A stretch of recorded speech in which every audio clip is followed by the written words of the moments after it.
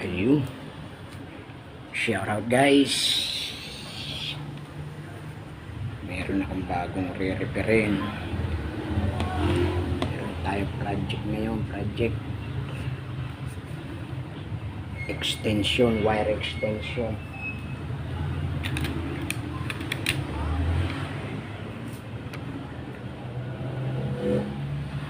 Ayan. Wire extension po ito. Kapag po kayo gagawa ng extension ganyan, yung huwag nyo pong papantayin ang wire para hindi po siya magkakadikit.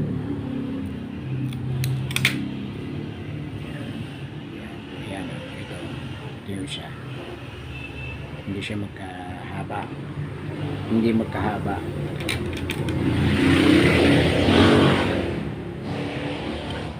Para kahit matalupan, hindi siya magdidikit.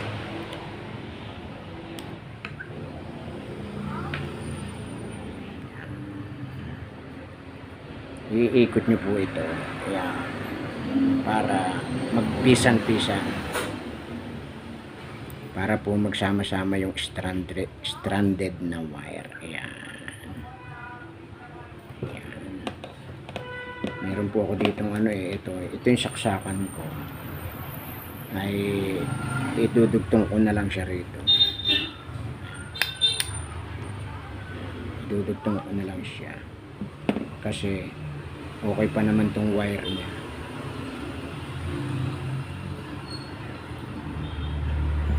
Maganda yung kanyang pagkakakabit doon sa loob.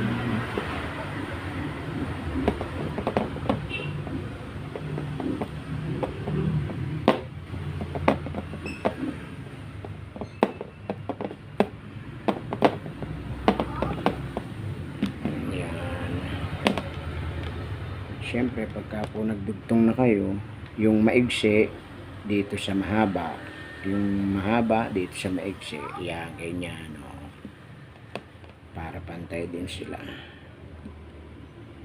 Ayan. Unahin natin itong maigsi.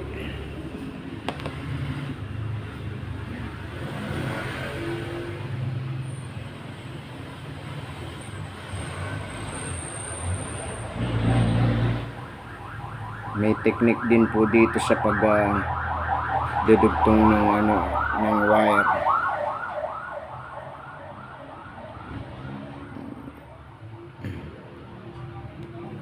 Yan. Tapos pag naiikot na ninyo yung wire, saka ninyo ipupulupot doon sa kabila. Yan, para nakayapos. Ayan.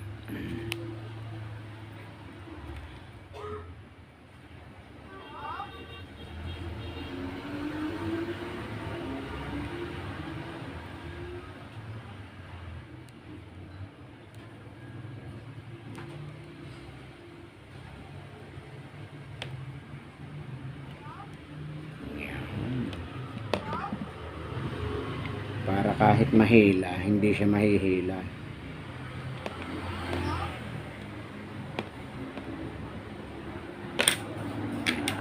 Meron tayo dito electrical wire. Ito ang importante sa lahat. Electrical wire. Pag wala nito, hindi pwede.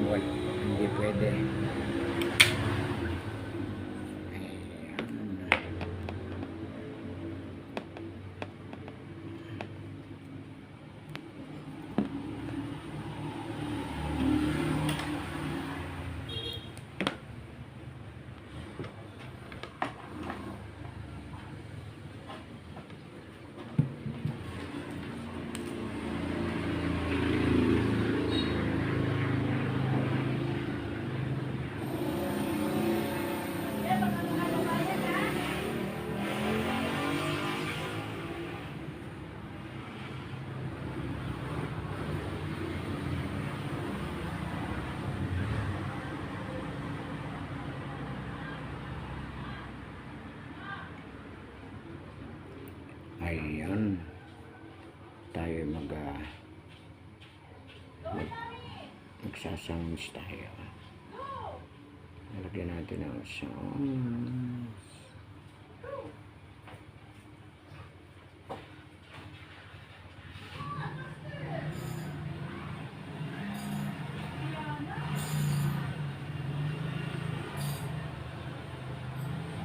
Lagyan natin ang sounds ang ating video para hindi nakakainis. Kasi na yung ating sounds. Wala na yung ating sounds. Ay, sus niyo marimar. Nawala na yung ating sounds.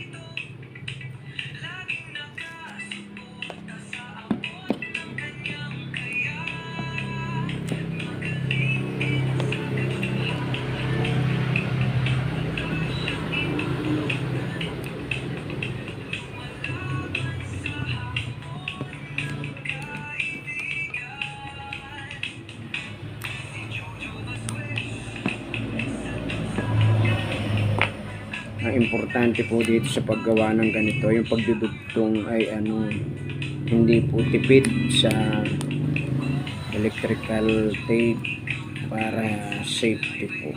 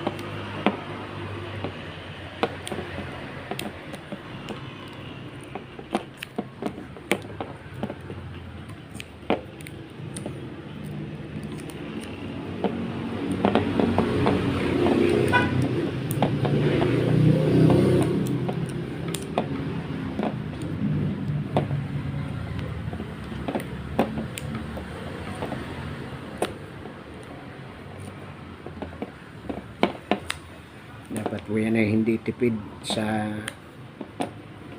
electrical wire para safety.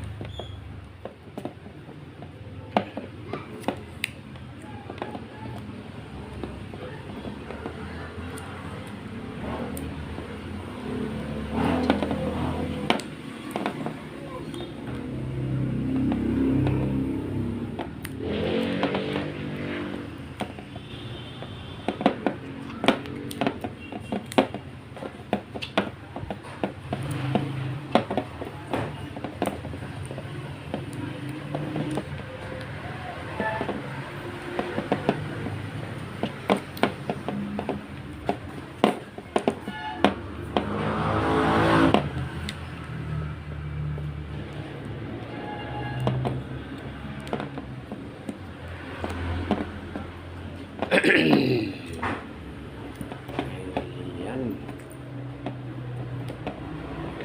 Ayan.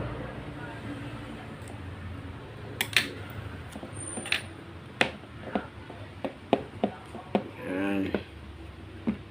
Saan natin idudugtong tong isa? Ayan.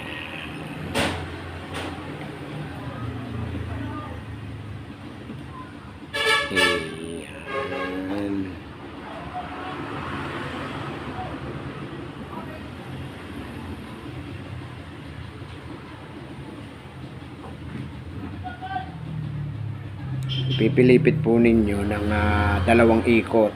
Ayan, ganyan. Tapos, saka ninyo ipupulupot uli doon sa kabilang wire naman. Yan, para kapit na kapit. Yan, hindi siya, kahit mahila, hindi siya bibitaw. Yan, tapos dito naman sa kabila, ayan. Bali, itong ipinupulupot kong ito dito ay, ito yung wire ng kabila. Ayun. Para nakayapos siya.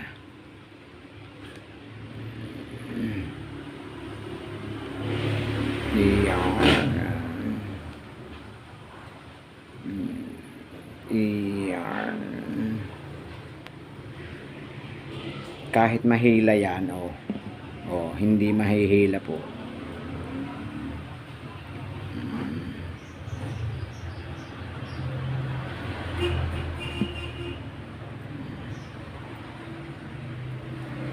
Yan.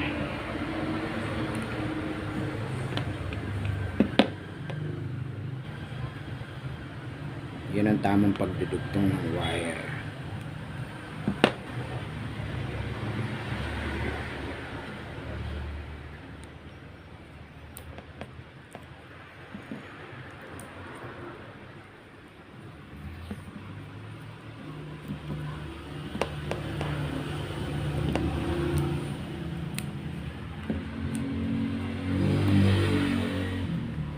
Napanood ko lang din yun sa yung magagaling na nag-record ko.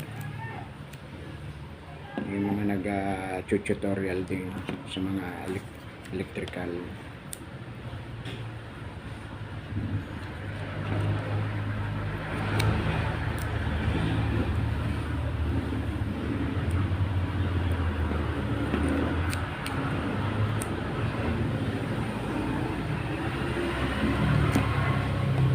Iba rin yung kahit pa paano yung meron kang kaunting kaalaman, basic. Kasi yung mga ganitong bagay, magagamit mo ito sa bahay mo. Hindi mo na kinakailangan tumawag ng electrician o kaya magpagawa pa sa manggagawa nito. Bagay, meron namang mga nabibili nito yung ready-made na extension wire. Kaya lang hindi mo maano yung gusto mo. Kasi kaya ito ang ginawa ko ay meron siyang power button, pwede mo siyang patayin dito, tsaka 4 ang saksakan nito.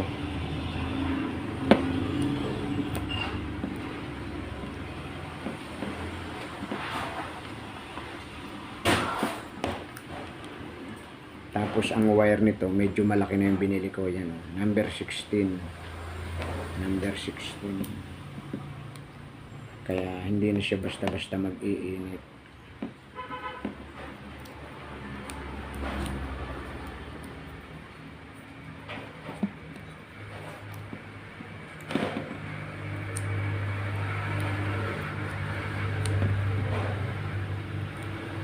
Yung nabibili kasi nating ready-made na mga extension, ano yun, na parang maliliit yung wire. Madaling pagka po yun ay sinaksakan ninyo ng appliances na medyo malakas humigop ng kuryente, yun po ay mag-iinit, magiging sanhi ng shortage at masusunog po yung wire.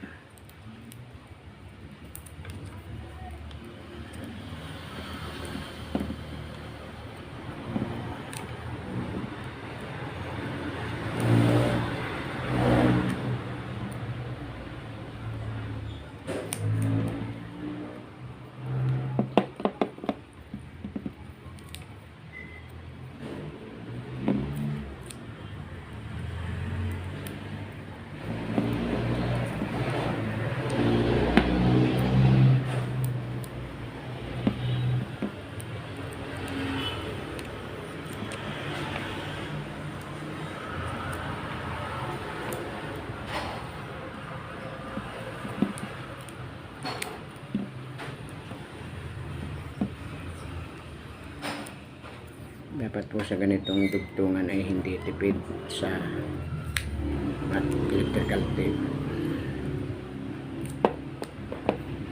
Kasi po ay delikado ito.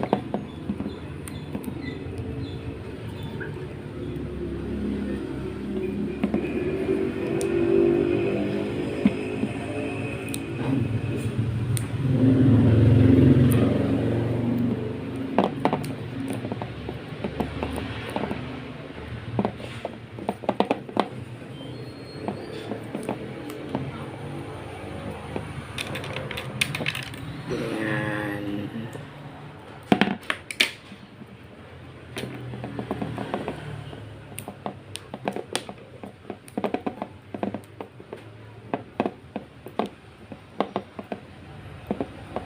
Ayan. Okay. Okay na po. Nakadugtong na yan.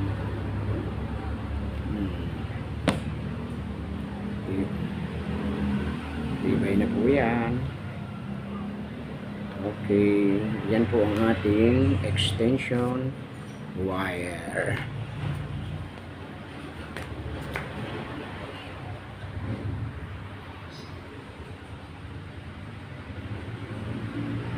Bye guys.